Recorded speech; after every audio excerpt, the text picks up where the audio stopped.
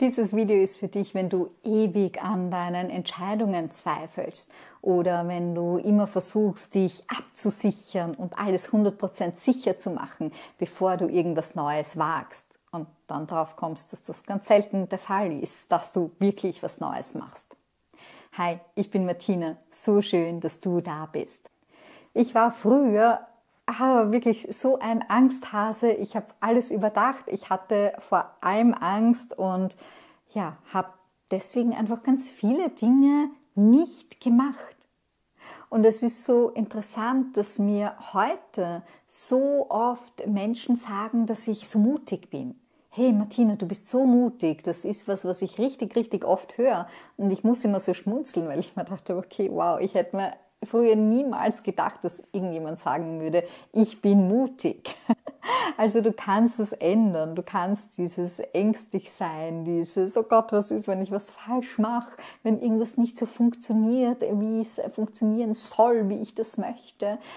Du kannst das alles loslassen. Du kannst mutig werden. Ja, du kannst tatsächlich mutig werden. In diesem Video habe ich 4 Impulse für dich, die dir dabei helfen, mehr Leichtigkeit reinzubringen ins Entscheidungen treffen, ins Losgehen für dich selbst. Lass uns da gleich mal reinspringen.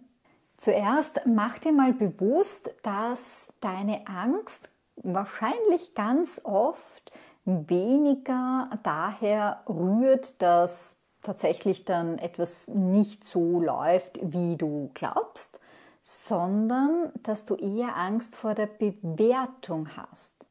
Also lass mich das auch gerne in den Kommentaren wissen, ob das resoniert. Aber ich kenne das von mir von früher ganz stark. Was werden denn die anderen sagen? Was werden denn die anderen sagen, wenn ich mich selbstständig mache und es klappt nicht?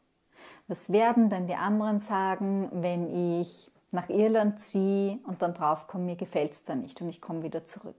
Was werden denn die anderen sagen, wenn? Also hinterfrag das mal. Ja? Hast du wirklich Angst davor, dass etwas anders kommt, als du glaubst? Oder hast du Angst davor, wie andere dich bewerten? Und das ist ja gerade im deutschsprachigen Raum nicht positiv besetzt. Ja? Wenn wir eine Entscheidung treffen, wenn wir einen Weg einschlagen und dann feststellen, das hat jetzt doch nicht so geklappt, wie ich mir das vorgestellt habe. Oder vielleicht ist es nicht so schön, wie ich mir das vorgestellt habe. Ja?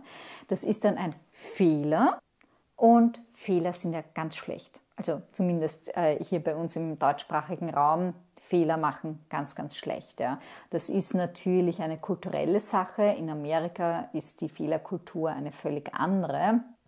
Und das macht es aber natürlich nicht einfacher für uns jetzt hier einfach zu sagen, ja, okay, war ein Fehler. Und auch da ist wieder die Frage, gibt es sowas wie einen Fehler? Ja? Also es ist ja einfach alles eine Erfahrung und wir lernen aus Erfahrungen.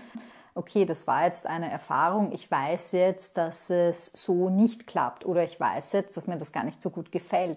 Und wie wertvoll ist das aber auch? Wie wertvoll ist es zu wissen, hey, ich habe mich selbstständig gemacht und bin draufgekommen, das ist eigentlich gar nichts für mich.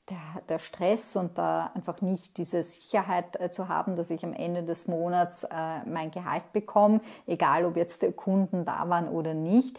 Ich merke, dieser Druck ist mir einfach zu viel, das will ich nicht. Ja? Ist doch viel besser, wenn du das weißt, als wenn du dein Leben lang bereust, dass du es nie versucht hast. Also Reue ist ja ein super unangenehmes Gefühl. Wir wollen keine Reue fühlen. Ja? Reue ist unangenehm. Ja? Und Reue entsteht ja ganz oft aus dem Gedanken heraus, etwas verpasst zu haben. Und wenn wir es einfach machen, wenn wir es einfach ausprobieren, selbst wenn wir dann draufkommen, das war gar nicht so cool, dann bereuen wir es nicht mehr, es nicht getan zu haben. Ja? Und es gibt ja dieses wunderschöne Buch, was Menschen am meisten bereuen, also was Menschen kurz bevor sie sterben am meisten bereuen. Und das sind ja in der Regel die Dinge, die sie nicht getan haben oder die sie zu wenig getan haben. Also auch da Fehler, gibt es sowas wirklich. Das dürfen wir vielleicht auch mal überdenken. Und dieses Bewusstsein hilft aber einfach auch, dass du dir nicht selber irgendwie dann auch noch Vorwürfe machst, dass du Angst hast oder dass du dich nicht entscheiden kannst, wenn du dir einfach bewusst machst, hey, das hat schon seine Gründe, warum ich Angst habe. Ja? Das sind einfach ganz viele Überzeugungen, die mir mitgegeben wurden, die mir das jetzt gerade schwer machen. Also es hilft dir, Mitgefühl mit dir selbst zu haben, wenn du dir bewusst machst, woher denn diese Angst eigentlich kommt und worauf sie sich bezieht. Dieser Drang, alles richtig zu machen, keine falschen Entscheidungen zu treffen, hat natürlich auch viel mit Kontrolle zu tun. Wenn ich eine Entscheidung treffe, einen Weg einschlage und die Dinge kommen dann nicht so, wie ich das gedacht habe oder mir gewünscht hätte, dann entzieht sich das meiner Kontrolle. Ja? Dann weiß ich vielleicht gar nicht, was ich jetzt tun soll oder dann bricht vielleicht Chaos aus. Und dann habe ich nicht mehr das Gefühl, alles unter Kontrolle zu haben. Also auch hier Bewusstsein mitzubringen, okay, wie leicht fällt es mir denn oder wie schwer, mich dem Fluss des Lebens hinzugeben, die Kontrolle loszulassen, das Ergebnis loszulassen, mich vom Ergebnis zu befreien sozusagen, mich vom Ergebnis frei zu machen, sondern zu gehen um des Weges willen und nicht für das Ziel. Das ist eine sehr, sehr kraftvolle Perspektive, wenn wir uns davon losmachen, bestimmte Ziele zu erreichen, wenn es uns eher um die Erfahrung geht. Wenn ich sage, okay, ich möchte jetzt, weiß ich nicht, eine Weltreise machen, nicht um das Ziel zu erreichen, dass ich jetzt möglichst viele Länder abhaken kann, sondern um mich auf dieser Reise zu erleben. Egal, was du machen möchtest, richte den Fokus auf den Weg, auf das Erleben dieses Wegs, denn darum geht es ja.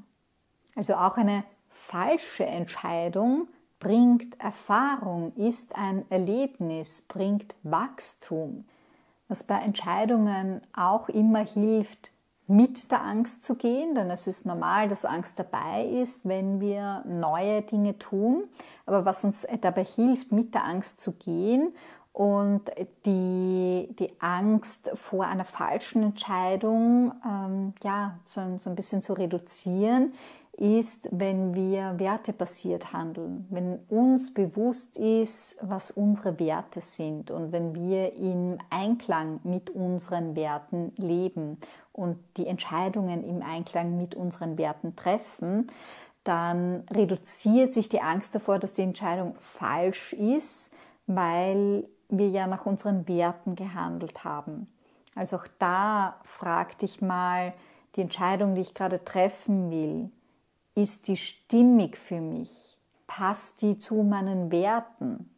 Und wenn ja, dann geh los. Ja? Solange du mit deinen Werten im Einklang agierst, ist ja alles fein. Das einzig Wichtige ist ja, dass du okay mit dir und deinen Entscheidungen bist und nicht wie jetzt das Ergebnis der Entscheidungen tatsächlich ist. Und das führt mich jetzt auch zum letzten Punkt, ich habe schon angesprochen, die Angst ist ganz normal. Jeder, der Dinge tut, die er noch nie getan hat, hat Angst dabei. Warte nicht, bis die Angst weg ist. Hab nicht so irgendwie das Bild, dass du angstfrei losgehen musst. Das wird nicht so sein, egal wie überzeugt du davon bist, dass du das tun willst, dass das das Richtige ist. Wenn das was Neues ist, dann ist Angst dabei und das ist auch okay. Das kennen alle, die neue Dinge machen. Also geh mit der Angst. Du kannst mit deiner Angst gehen. Ja? Du musst das vorher nicht auflösen und sie schon gar nicht wegschieben oder was auch immer. Nimm deine Angst einfach mit. Und du wirst sehen, im Tun wird die Angst immer kleiner und kleiner. Und du kannst deinen Mutmuskel natürlich auch trainieren, im Kleinen, indem du, weiß ich nicht, vielleicht mal eine Jacke anziehst, die schon ewig in deinem Kasten hängt und wo du dir immer denkst, die kann ich jetzt nicht einfach so im Alltag anziehen. Mach das. Geh damit einkaufen. Oder nimm mal einen neuen Weg oder mach mal den Ausflug, den du schon so lange machen willst, vor dem du dich aber immer gedrückt hast, weil du nicht ganz sicher bist, wie das dort werden wird und ob es wirklich schön ist. Ja? Also trainiere deinen Mutmuskel. Das wird dein Selbstvertrauen stärken, dein Vertrauen in dich selbst. Denn das kommt nur durchs Tun.